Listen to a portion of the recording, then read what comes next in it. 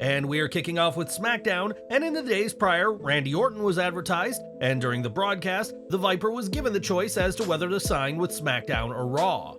Orton was clearly over with the fans, but perhaps the only person more over was Paul Heyman, who appeared with the Bloodline and had the fans in Brooklyn at a fever pitch. The crowd recited all of Heyman's introductions in a cool moment, and speaking to Orton, Heyman made it clear that going against Roman Reigns would be a bad idea.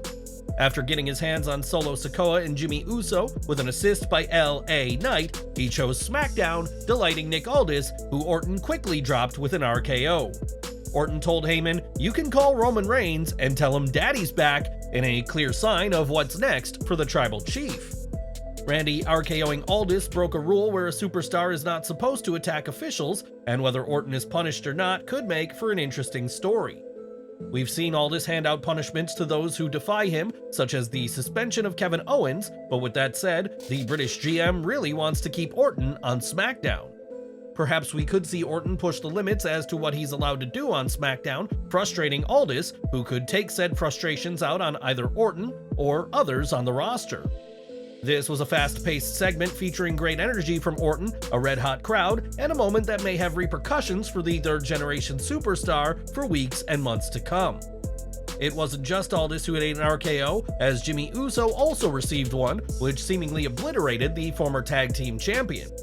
In fan-recorded footage, Jimmy laid motionless in the ring as the crew got the mat prepared for the next match, and eventually, Jimmy's KO'd body was rolled out of the ring in a hilarious spot. Orton has made it clear he still wants his hands on the Bloodline, but that could be easier said than done if he's on Aldis' bad side in what'll make for compelling TV on Friday nights from here on. Since CM Punk's return to WWE, fans have been itching to see the best in the world, and now it's been confirmed that Punk will be on next week's Tribute to the Troops episode of Smackdown. Punk wasn't on this week's Smackdown, and it's been reported that while there were plans discussed at one point, they didn't go through due to Randy Orton. There are some in WWE who feel like Punk's return at Survivor Series overshadowed Orton, and instead of Punk, the Viper was given plenty of focus during this week's SmackDown. Now that he's back, CM Punk won't be hard to find, as on the latest Royal Rumble 2024 poster, marking a decade since his exit, Punk is among the many superstars on the image. On Twitter, Triple H reacted to the new poster, saying that the road to WrestleMania starts here, and we'll have to see what Punk does in Tropicana Field next January. But what do you want to see from CM Punk? Who should he be feuding against? And do you think he was missed from this week's SmackDown? Sound off in the comments below. In September, WWE laid off over 100 employees from its corporate offices before cutting talent as well, and now more names have been let go. Brandon Thurston was the first to report of these corporate layoffs, and in an update, it was said that Michael Weitz, Senior Vice President of Financial Planning, was among those let go. Craig Stimmel, WWE's head of global sales, Karen Mullaney, the chief accounting officer, Stuart Frey, who was the SVP of streaming tech, and Matt Gayer, who was SVP of gaming, have all been let go.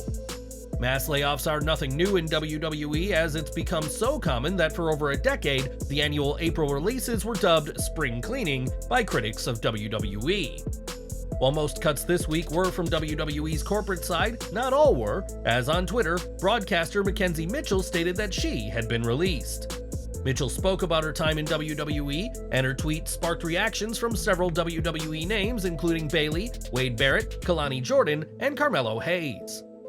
On Twitter, NXT commentator and McKenzie's husband Vic Joseph called her his favorite tag team partner, and said it's been amazing to see and read all the love and support sent to her.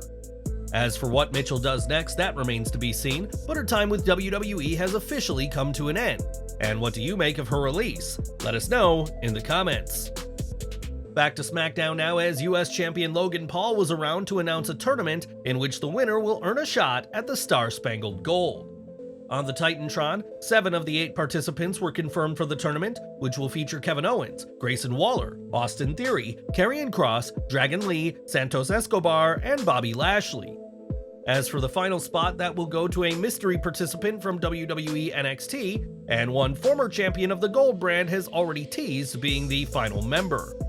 On Twitter, former Cruiserweight, North American, and NXT champion Carmelo Hayes shared a photo of himself holding John Cena's classic US spinner belt from 2004.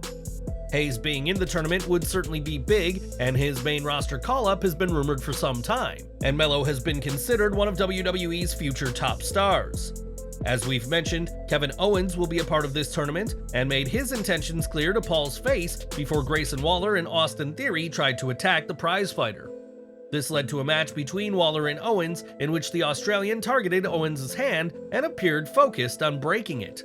It makes sense that Waller would target Owens' hand, as he has made it a point in recent weeks to take out Waller in Theory with punches, and at one point, it seemed the hand might be broken.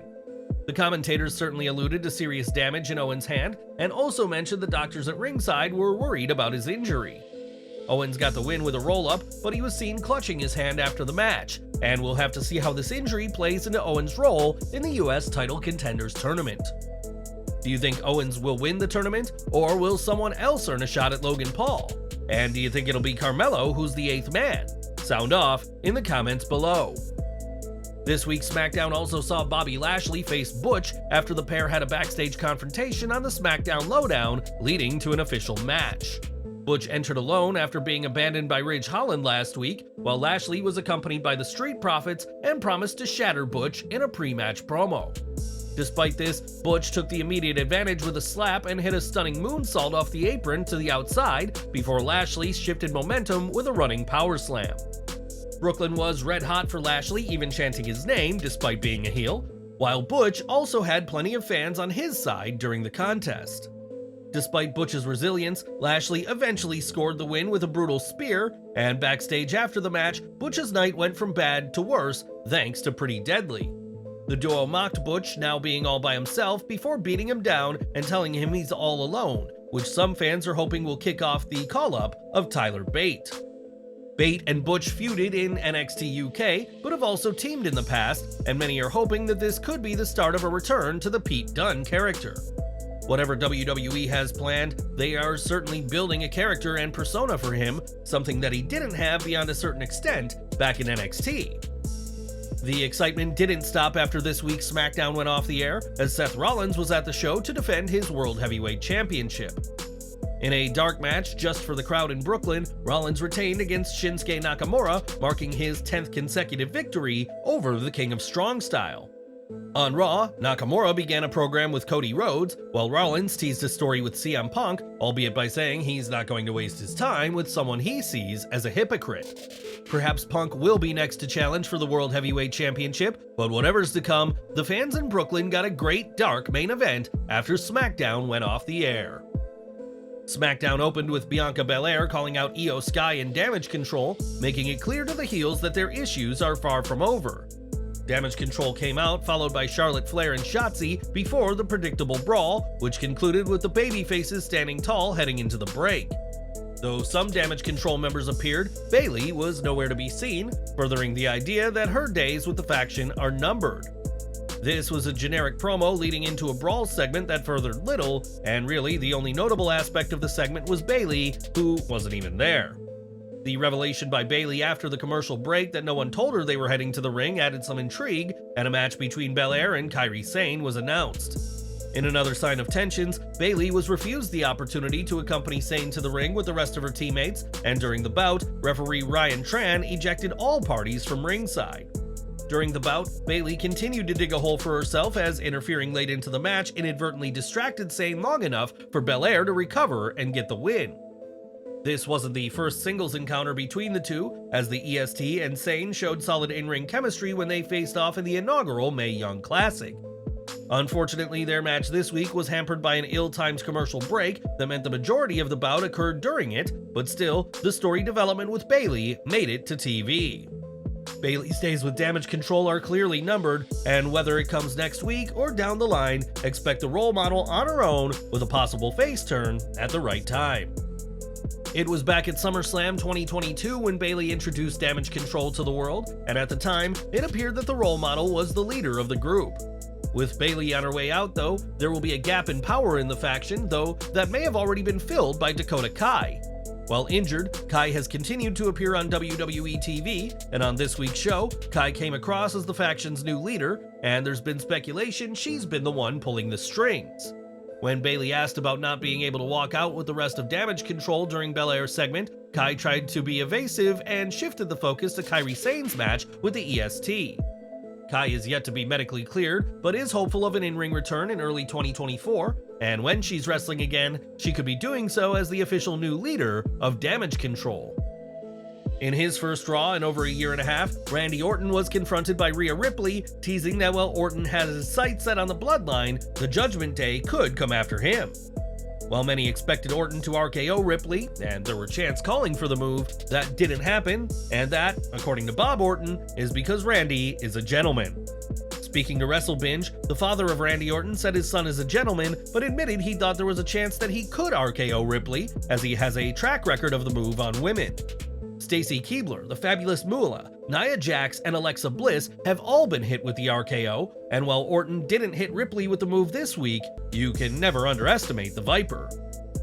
In addition to being Raw's general manager, Adam Pearce has roles behind the scenes in WWE, and recently Pearce's efforts backstage were recognized in a big way.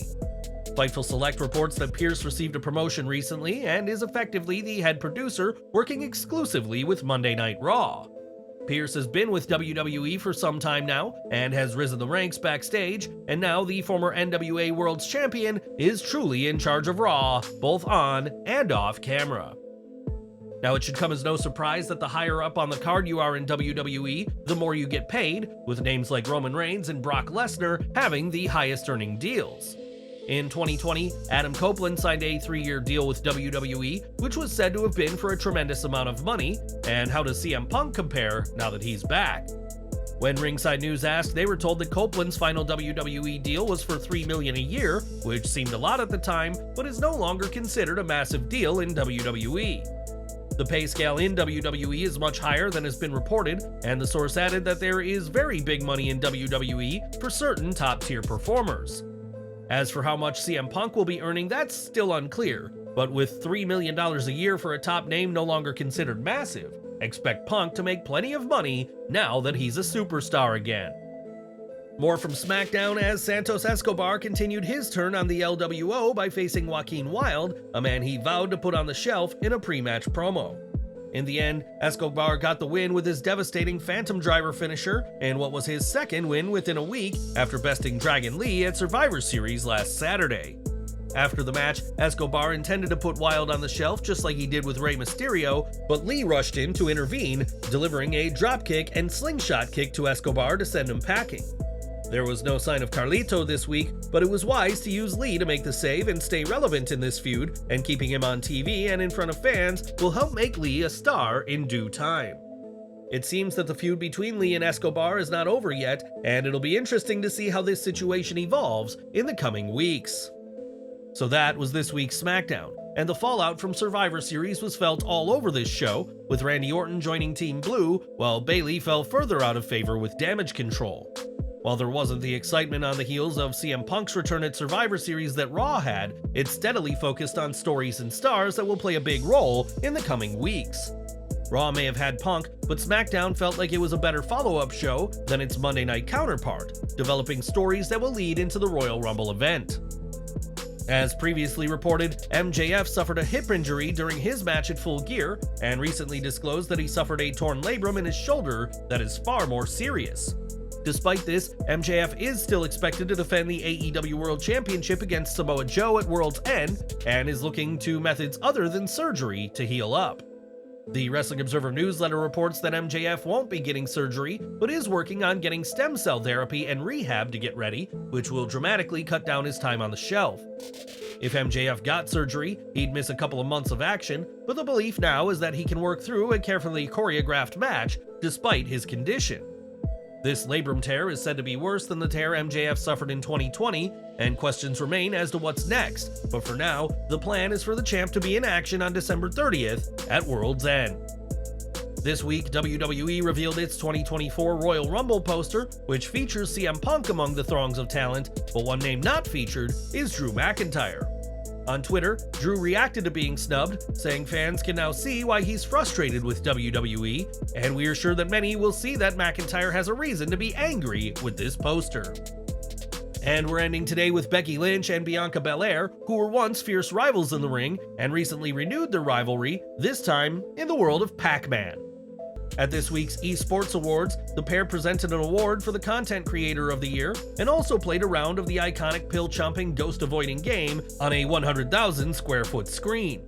This means that the pair hold the record for the largest video game played on a digital display in quite the unique accolade for the man and the EST.